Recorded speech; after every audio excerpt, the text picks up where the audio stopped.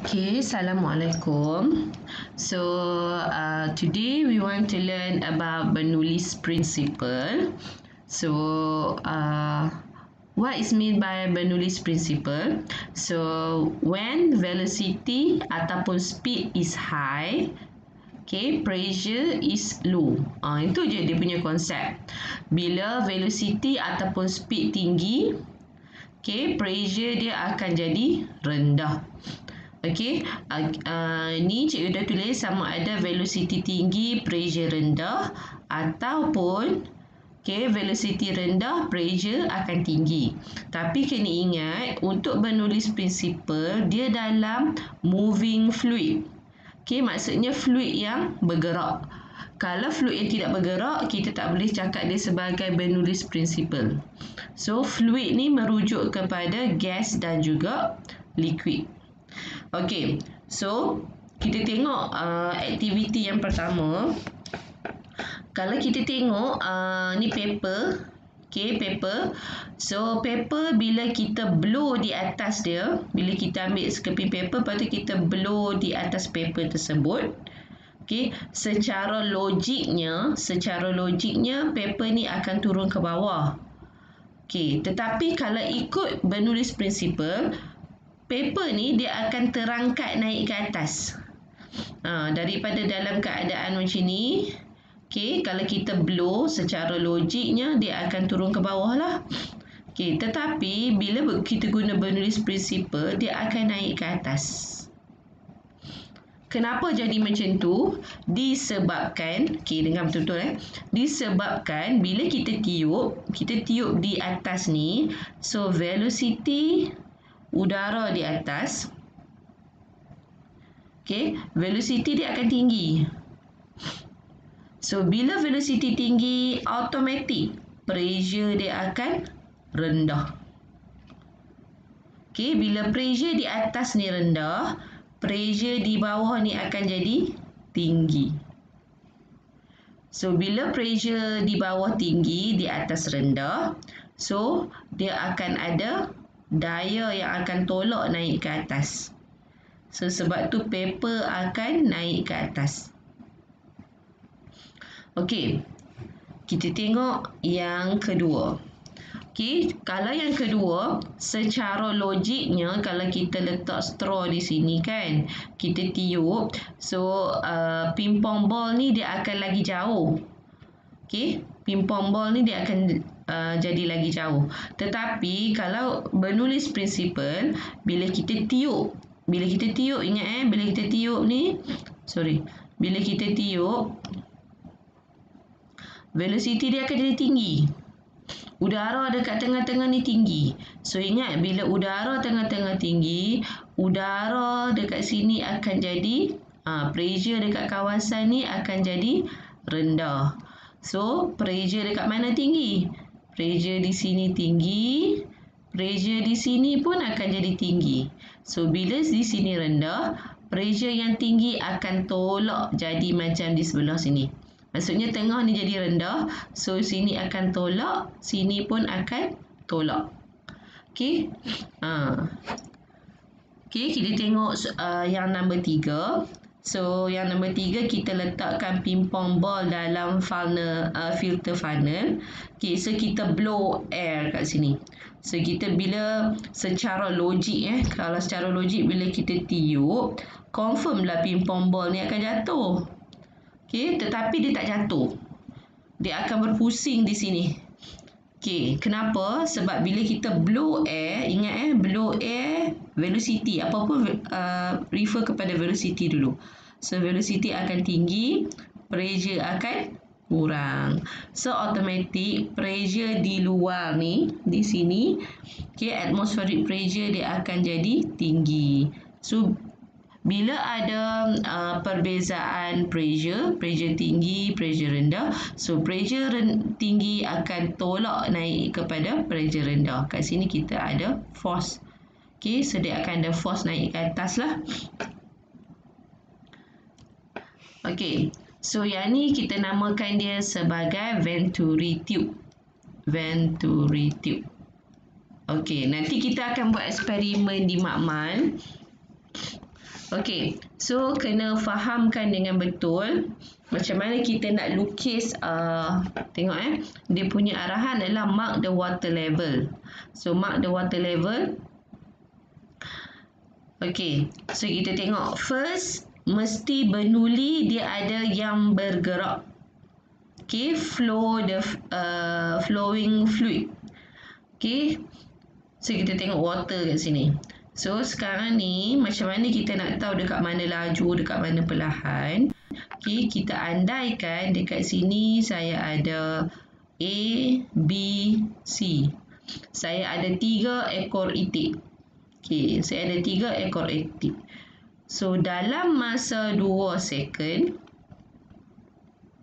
ingat masa dia sama. Okey, masa sama. A akan berhenti dekat sini.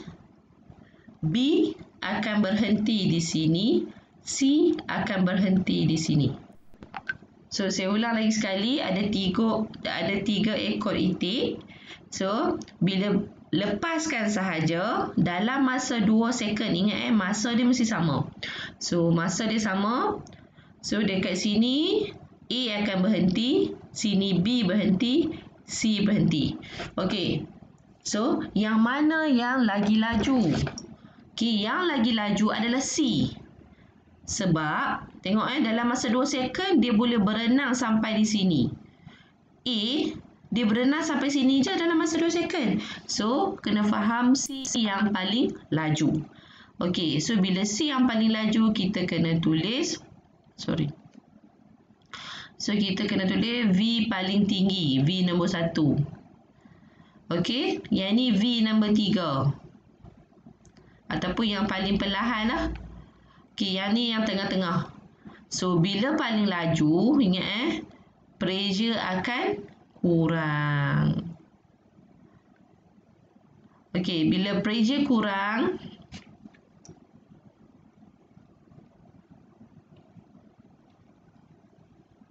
pressure dekat C ni akan pressure kurang kan? So, pressure kurang dia akan naik sikit je lah.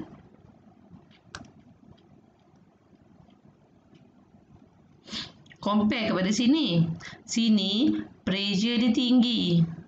Okey, so bila pressure tinggi, dia akan tolak naik ke atas air ni. So, yang ni dia akan jadi pertengahan dah. Okey, kita buat yang kedua.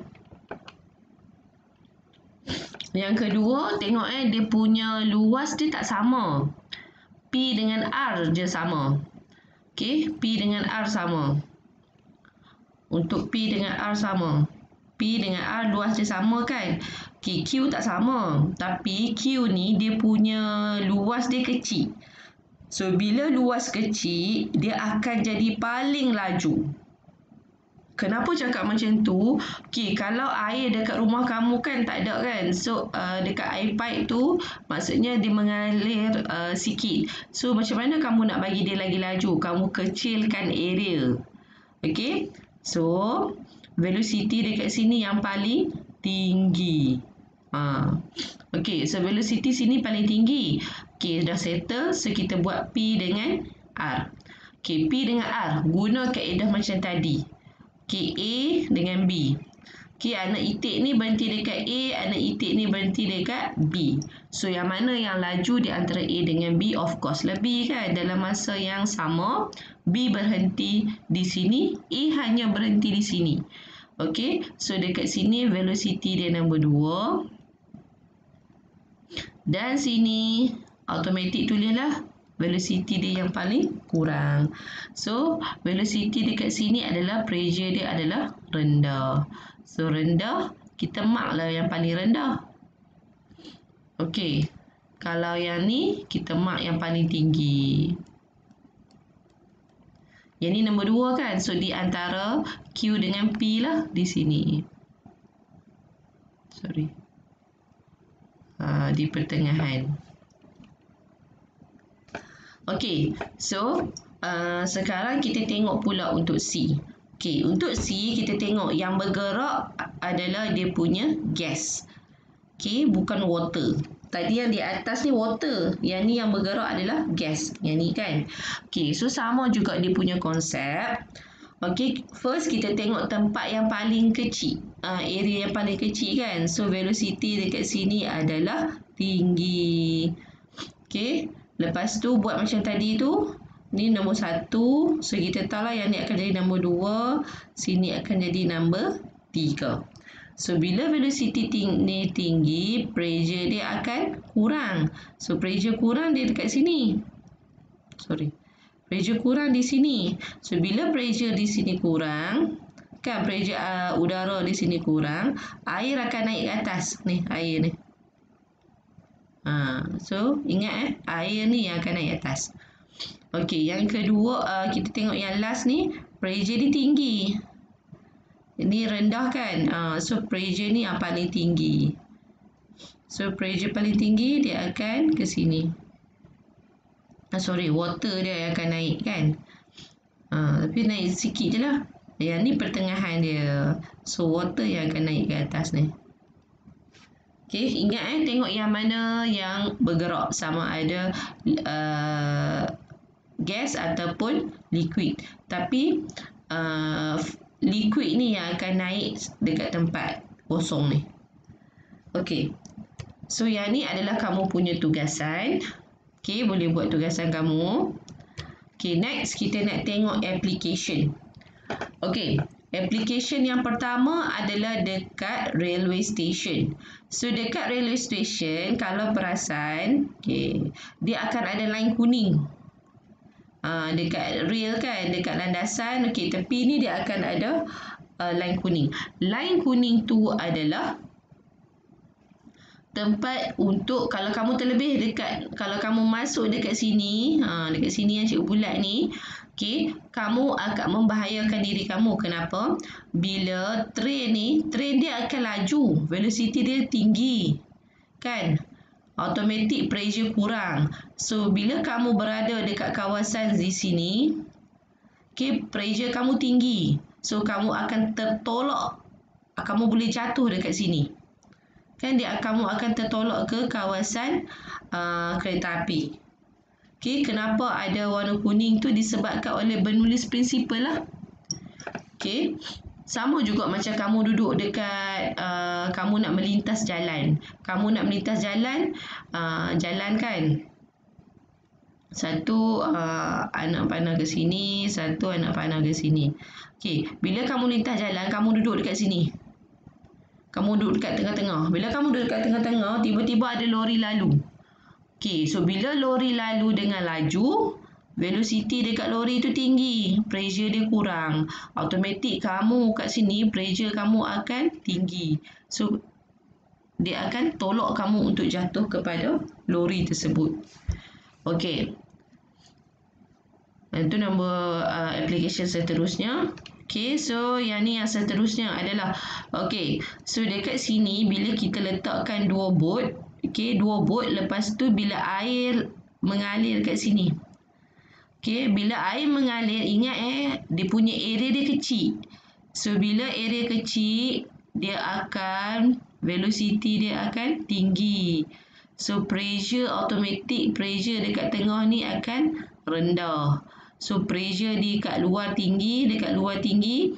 So, dia akan, apa yang akan jadi pada bot? Dia akan terkena di antara satu sama lain lah. Maksudnya, dia akan bercantum.